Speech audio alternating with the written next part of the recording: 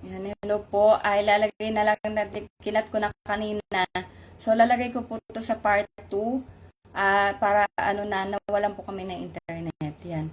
So, hindi natin alam kung gawa ng kaaway or whatever po. Pero, no retreat o surrender nga tayo po ay hindi magpapatalo sa gawa ng kaaway. Sabi ko nga ay nandiyan na ang espiritu na Antikristo. Pero, no retreat o surrender po tayo. So, tapusin natin, ayun nga, asa na ba ako dito?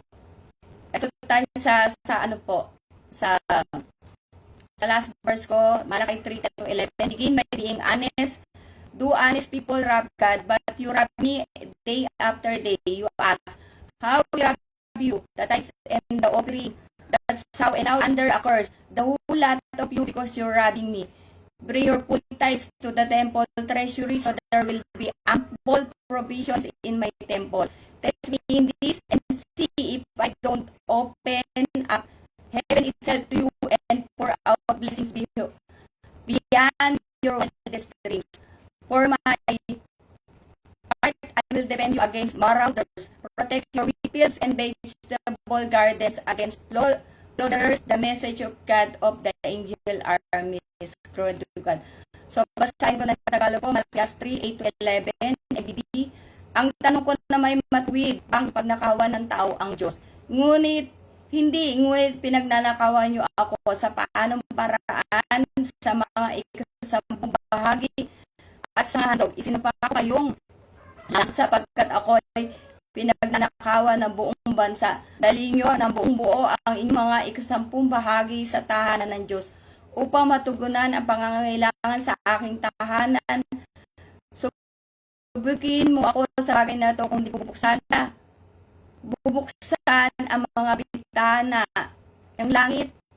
Saglit po. Ng langit at ibubuhos sa inyo ang masaganang pagpapala. Hindi ko rin hahayaang sa lantain na mga balang ang inyong mga pananim at namumunga na ng saganang ang inyong mga ubasan. At last verse ko po, 1 Corinthians 16:14, para pa tayo pa ibigagawa ng kaaway.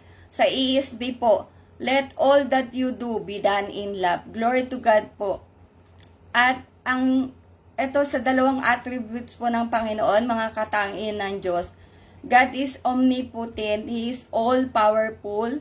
Diba? Omnipotent means to be unlimited power. Omni means all, and then potent means powerful. God is able and powerful to do anything He wills without any effort on His part.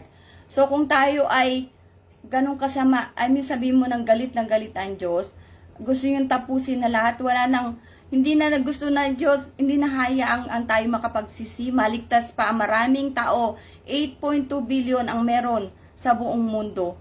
Kahit yung hangin, tanggalin ng Diyos, patay tayong lahat. 'Di ba? Pero 1 Timothy 2:4, gusto ng Diyos marami maligtas, gusto ng Diyos marami makaalam ng katotohanan. So yan po ang ating tandaan.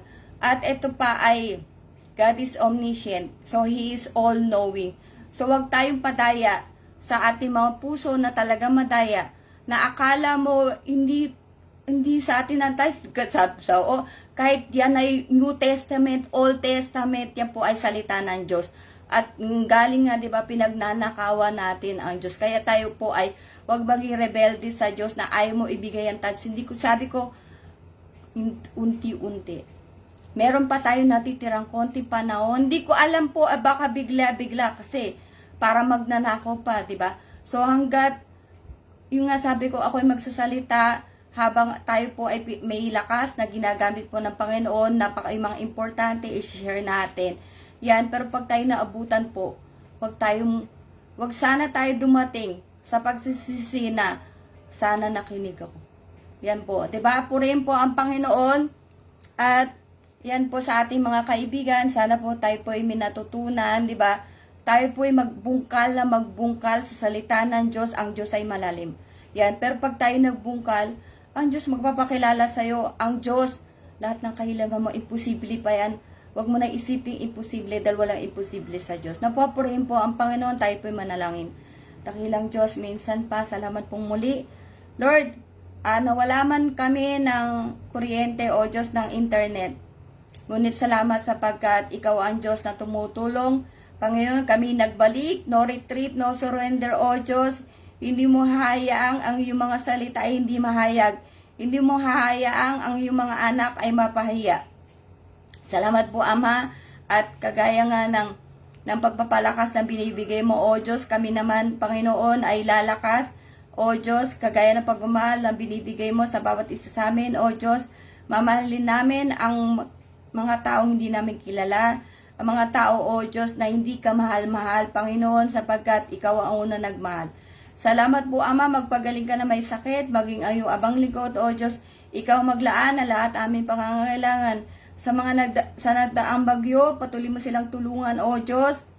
Ang mga kapatid sa church, Panginoon, alam namin hindi mo papabayaan, O Diyos, maging kung ang masama at hindi gumagawa ng iyong kalooban ay hindi mo pababayaan, O Diyos, ano pat ang iyong mga anak. Kung mga ibon sa parang, O Diyos, hindi nagugutom, ano pat kaya na kami may iyong mga anak.